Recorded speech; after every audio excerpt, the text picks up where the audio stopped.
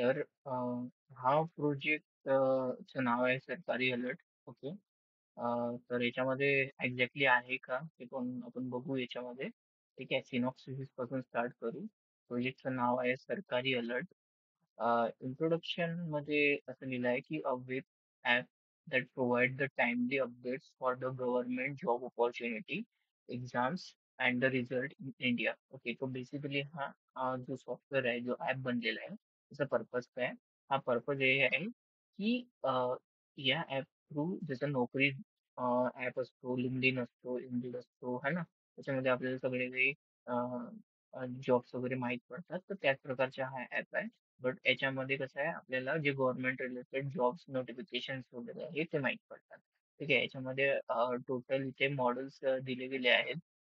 Total यांनी किती 7 models आपण इथे बनवलेले आहेत. त्याच्यामध्ये आहे युजर ऑथेंटिकेशन. ऑथेंटिकेशन एक्झॅक्टली काय असते ज्याच्यामध्ये आपल्याला साइन अप लॉग इन फोनवरून कसं लॉग इन करता येते, ईमेल वरून कसं लॉग इन करता येते, हे सगळं सांगितलेलं आहे. ठीक आहे. देन त्याच्यानंतर रिझ्यूम अँड अलर्ट प्रेफरन्सेस इथे दिलेलं आहे. ठीक आहे. नेक्स्ट मॉड्यूल आहे जॉब नोटिफिकेशन मॉड्यूल्स. ठीक आहे. तर या मॉड्यूल मध्ये डेली अपडेट्स जे गव्हर्नमेंटच्या रिलेटेड काही आहे ते सगळे दिले आहे. ठीक आहे. फिल्टर्स आपण इझिली फिल्टर आउट करू शकतो म्हणजे education state and category wise. ठीक आहे. एक्झाम अलर्ट जे एक्झामचे काही अलर्ट्स असते त्याच्या रिगार्डिंग आपल्याला इथे काही अलर्ट्स दिलेले आहेत. ठीक आहे. जसं की जो काही कॅलेंडर वगैरे पब्लिश होतो. ठीक आहे. एक्झामच्या रिगार्डिंग तो ऍडमिट कार्ड डाउनलोड करण्याचे लिंक्स वगैरे हे सगळं माहित पडते. ठीक आहे. आणि रिझल्ट ऍडमिट कार्ड अपडेट म्हणजे जसं समजा आता काही रिझल्ट लागला गव्हर्नमेंट जॉबचा. ठीक आहे.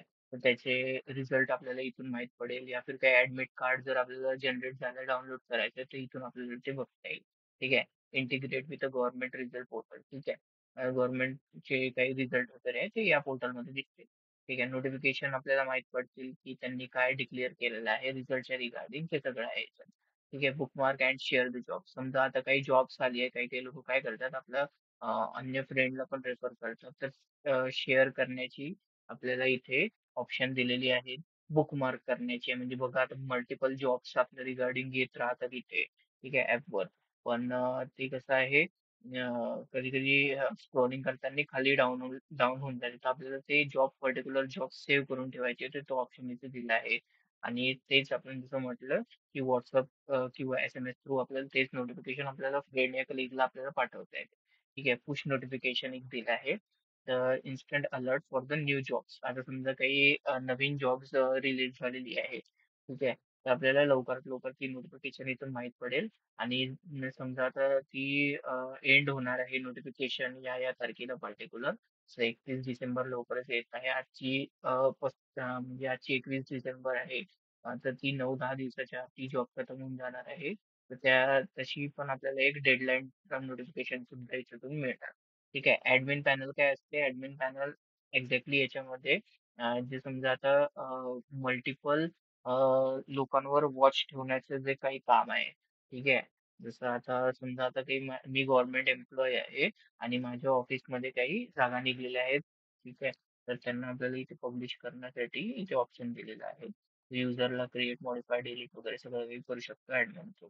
ठीक आहे. आणखी काही इथे इन्फॉर्मेशन दिलेली आहे तुम्ही बघू शकता वाचून घ्यायची आहे. पूर्ण वाचून घ्यायची त्याच्यानंतरच सगळं करायचं. ठीक आहे. मी इतकं वाचून नाही बसणार. ठीक आहे. याच्यामध्ये टेक्नॉलॉजी काय काय यूज झालेली आहे ते इथे सांगितलेलं आहे. जसं आपल्याकडे बॅकएंड मध्ये काय काय टेक्नॉलॉजी आहे, फ्रंट एंड मध्ये काय टेक्नॉलॉजी आहे. बॅकएंड मध्ये आपण लारावेल वापरला आहे. आता लारावेल काय आहे तो PHP चा एक फ्रेमवर्क आहे. ते कसं आपण इन्स्टॉल करायचं, कसं वापरायचं ते मी तुम्हाला सांगणार आहे. ठीक आहे. फ्रंट एंड साठी आपण Vue.js आणि जावास्क्रिप्टचा इथे वापर केलेला आहे, जो की फ्रंट एंड टेक्नॉलॉजी आहे. ओके. बॅकएंड काय आहे आणि फ्रंट एंड काय आहे याच्यामधील तुम्हाला अंतर माहित असणं गरजेचं आहे. ठीक आहे. डेटाबेस साठी आपण ही MySQL किंवा प्रोफेसर SQL आपण वापरू शकतो, पण आपण MySQL याच्यामध्ये वापरलेला आहे. ठीक आहे. API कम्युनिकेशन साठी आपण Vue.js ची API वापरलेली आहे. ठीक आहे. आणखी पण काही इथे फंक्शनॅलिटीज आपण यूज केली आहे. जसं ऑथेंटिकेशन साठी ब्रेज लारावेल वापरलेला आहे. नोटिफिकेशन साठी लारावेलची स्पेसिफिक नोटिफिकेशन नावाची ऑप्शन्स म्हणजे असतात अवेलेबल लायब्ररीज तर ती वापरलेली आहे. UI युटिलिटीज स्टायलिंग्स मध्ये काय केलेलं आहे. तसं तर आपण बुटस्ट्रॅप यूज केलेला आहे, पण आपण टायलेव अँड CSS चा पण वापर केलेला आहे. ठीक आहे.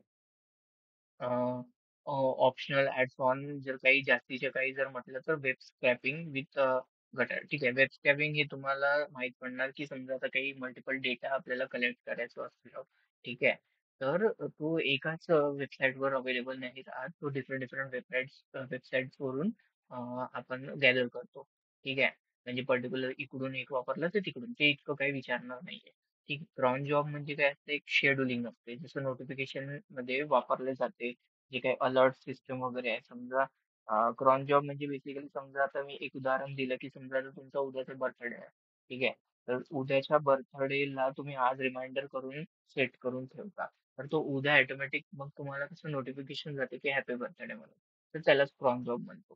ठीक आहे. तर तो अलर्ट सुद्धा याच्यात वापरलेला आहे. ठीक आहे. आता आपण काय केलं, सिनॉप्सिस पूर्ण माहित करून घेतलं. आता पीपीटी कडे बघू. पीपीटी मध्ये इन डिटेल मध्ये, शॉर्ट मध्ये आणि डिटेल मध्ये म्हणजे शॉर्ट मध्ये म्हणता येईल इथे की तुम्हाला सगळं सॉफ्टवेअरची इन्फॉर्मेशन इथे दिलेलं आहे. या कॅन्डिडेट आहे प्रतीक्षा. तर प्रतीक्षासाठी ही बनवलेली आहे. ठीक आहे. तर इथे तेच टायटल वगैरे काय आपलं प्रोजेक्ट आहे त्या प्रोजेक्टचं नाव वगैरे इथे टाकून दिलेलं आहे आणि त्याच्या रिगार्डिंग इंग्लिश मध्ये इन्फॉर्मेशन दिली आहे. ठीक आहे. तर हे सगळं सांगायचं की एक्झॅक्टली याच्यामध्ये होतं काय, तर हे तुम्हाला रीड करायला लागेल सगळं. ठीक आहे. ऑब्जेक्टिव्ह काय आहेत, तुम्ही याच्यात सगळे ऑब्जेक्टिव्ह इथे टाकलेले आहेत. आणि ही ऑब्जेक्टिव्ह असंच नाही की आपल्याला इथे वाचून जायची आहे. ही जबाबदारी तुमची आहे की तुम्ही किती स्टडी करून घ्या.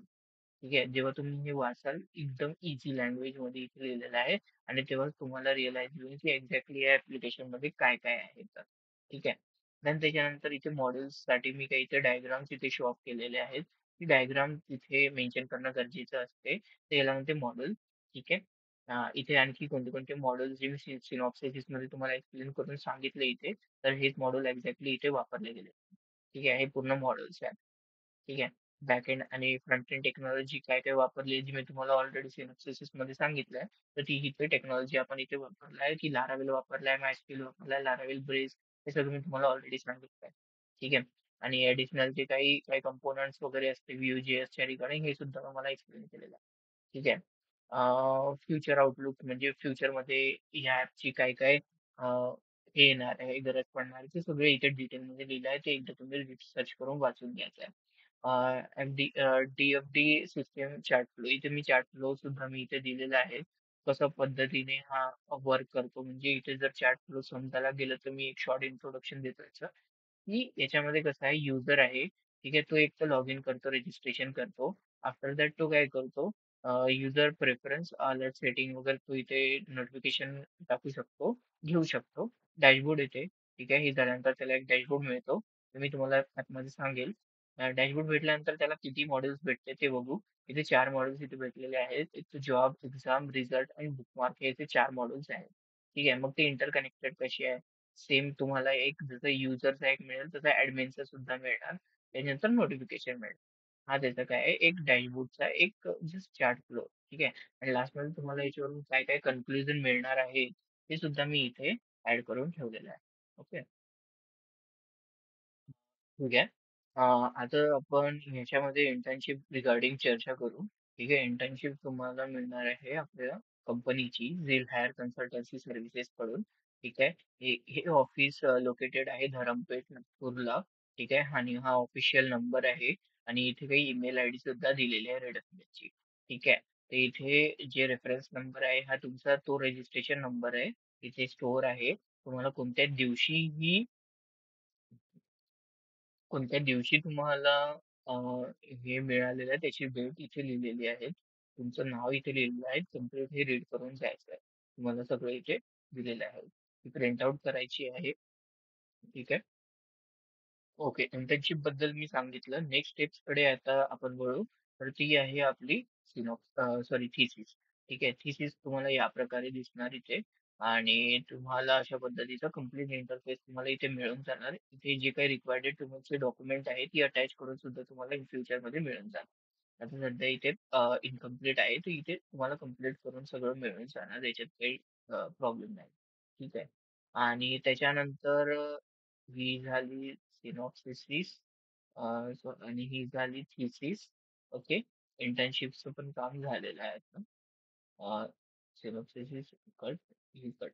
आता मी तुम्हाला सांगतो कोणकोणती आपल्याला सॉफ्टवेअर याच्यामध्ये रिक्वायरमेंट लागणार आहे तुम्हाला हा ऍप्लिकेशन डाउनलोड करा म्हणजे यूज करायला. तर सगळ्यात पहिले आपल्याला काय करायला लागेल, इथे ऍप्लिकेशन रिक्वायरमेंट्स आहेत. तर या फोटोमध्ये तुम्हाला दाखवतो. तुम्हाला या लिंकवर इथे क्लिक करायचं आहे. मी क्लिक करून दाखवतो. ठीक आहे. तर मी इथे केलं तर तुमची अशी वेबसाईट ओपन होऊन जाणार. तर तुम्हाला इथे काय करायचं आहे, हा झॅम्प नावाचा सॉफ्टवेअर असतो. तिथे इथे लिहिलेलं आहे फॉर विंडोज. तुमच्याकडे विंडोज असेल तर विंडोजचा यूज करा. ठीक आहे. आणि इथून जो लेटेस्ट व्हर्जन आहे हा वाला 8.1 सॉरी 8.2.12 हा वाला तुम्हाला इथे डाउनलोड करायचा आहे. जर तुम्ही इथे क्लिक कराल तुमचं ऑटोमॅटिकली डाउनलोड होईल. ठीक आहे. आफ्टर दॅट तुम्हाला दुसरा एक ऑप्शन इथे दिलेला राहील. एक दुसरा सॉफ्टवेअर तुम्हाला डाउनलोड करायला लागेल जो आहे कंपोजर. सेम तुम्हाला या लिंकवर क्लिक करायचं आहे. 1 सेकंड. ठीक आहे. सो मग तुमचं या पद्धतीने ओपन होणार इंटरफेस आणि तुम्हाला सेम इथे जे कंपोजर सेटअप आहे तो तुम्हाला इथे डाउनलोड करायचा आहे. ठीक आहे. हे सगळे डाउनलोड करून ठेवायचं आहे. तिसरा एक ऑप्शन तुमच्याकडे इथे आहे. सॉफ्टवेअर तुम्हाला डाउनलोड करायचा आहे जो आहे VS कोड. हा बेसिकली एक कोड एडिटर असतो. ठीक आहे. सो याला पण तुम्ही डाउनलोड करा. मी तुम्हाला सांगतो कुठे डाउनलोड करायचं आहे. इथं तुम्हाला डाउनलोड करून ठेवायचं आहे ऍक्च्युली. ठीक आहे.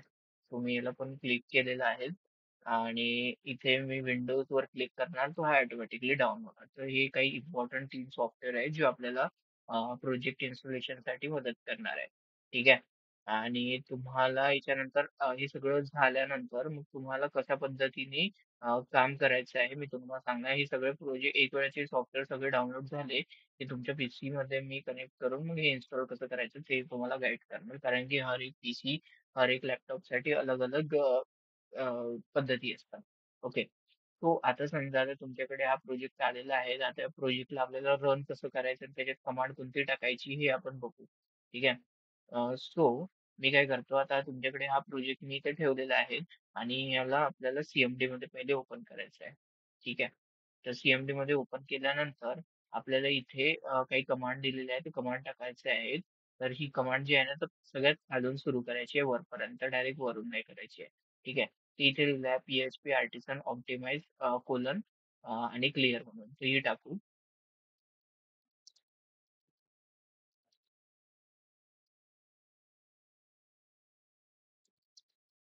तर जसं मी इथे क्लिअर करतो तर तसे हेच एक रन करते सिस्टीम आणि ती क्लिअर करून देते म्हणजे त्याच्यामध्ये काही गडबडी नाही. नेक्स्ट कमांड आहे PHP आर्टिसन ऑप्टिमाइज नावाची.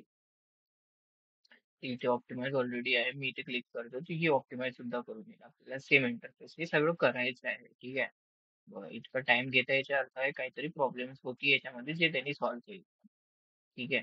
त्याच्यानंतर व्ह्यू क्लिअर नावाची एक कमांड आहे. हो सॉरी.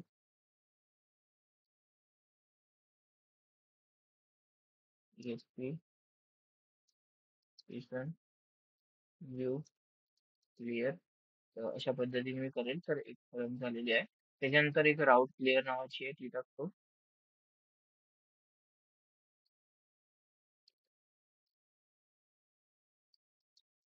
ठीक आहे. सो राऊट क्लिअर झालेला आहे. कन्फिग नावाची कन्फिग क्लिअर क्लिअर करावं लागेल.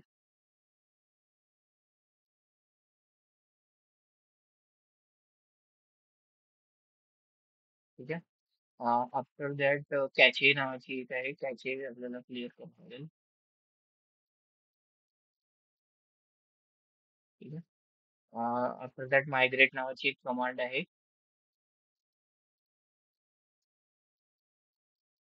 ठीक आहे. हो. आता बघा आपण हे मायग्रेट वगैरे केलेलं आहे. हा PHP आर्टिसन सर्व ही सगळ्यात इम्पॉर्टंट कमांड आहे जी लास्ट मध्ये क्लिक करायची आहे. ठीक आहे.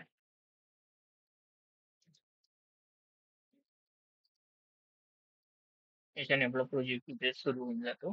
ठीक आहे. अशा पद्धतीची लिंक येणार आपल्याकडे आणि या लिंकवर आपल्याला जसं क्लिक केलं एक इंटरफेस ओपन होणार इथे. सॉरी काय झालं. ही इंटरफेस आपला आहे हा प्रोजेक्ट आहे एक्झॅक्टली.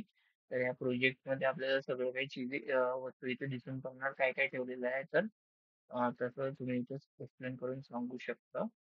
इथे लॉगिनचा एक ऑप्शन वगैरे दिला आहे लॉगिन वगैरे काय असते ते. इथे बघू शकता तुम्ही, तर एंटर करून इथे बघून घ्यायचं. ठीक आहे, काही रजिस्ट्रेशन करायचं राहिलं तर रजिस्ट्रेशनचा सुद्धा ऑप्शन आहे, सगळे डिटेल्स इथे फिलअप करायचे. ठीक आहे. मी एक रजिस्ट्रेशन डेमो म्हणून यूज करून बघतो. माझं नाव विपुल@gmail.com, आणि मी पासवर्ड देतो 1234567890. 1234567890. रजिस्टर्ड.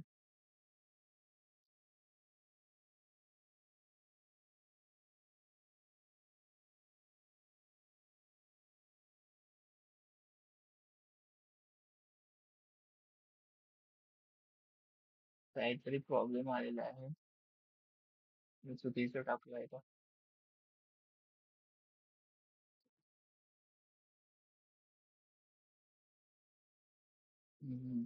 शायद ऑथॉरिटी म्हणून रजिस्ट्रेशन चुकीचं केलं, पुन्हा एकदा रजिस्ट्रेशन करतो. विपुल भांगे टेस्ट @gmail.com. पासवर्ड चेंज करणं 123 रजिस्टर. ओके, सक्सेसफुली रजिस्ट्रेशन झालेलं आहे. टेस्ट 123, आणि मी करतो लॉग इन. ओके, सो या पद्धतीचं तुम्हाला इंटरफेस सगळं दिसून पडणार आहे. इथे तुमचं काय नाव आहे ते सगळं दिसेल. प्रोफाईल सध्या इथे नाही. हे तुमचं इथे नाव वगैरे दिसेल, नोटिफिकेशन वगैरे काय तुम्हाला येईल ते इथे दिसणार. आणि त्या इथे दुसरं एक इथे जे मॉडेल्स आहे तुमचे ते सुद्धा इथे दिसणार. ठीक आहे. एक्झाम नोटिफिकेशन, डाउनलोड रिझ्यूम वगैरे सगळे मॉडेल्स वगैरे याच्यात ऑलरेडी आहेत. तर तुम्ही त्याचा यूज करा. ठीक आहे. आणि इथे आपण लॉग आउट सुद्धा करू शकतो. लॉग आउटची क्लिक करून लॉग आउट केलं मी, की तुम्हाला लॉग आउटचा सुद्धा ऑप्शन मिळतो. ठीक आहे. सो मी काय करणार आता झाले. ओके, काही तुम्हाला प्रॉब्लेम राहिली तर तुम्ही कळवा.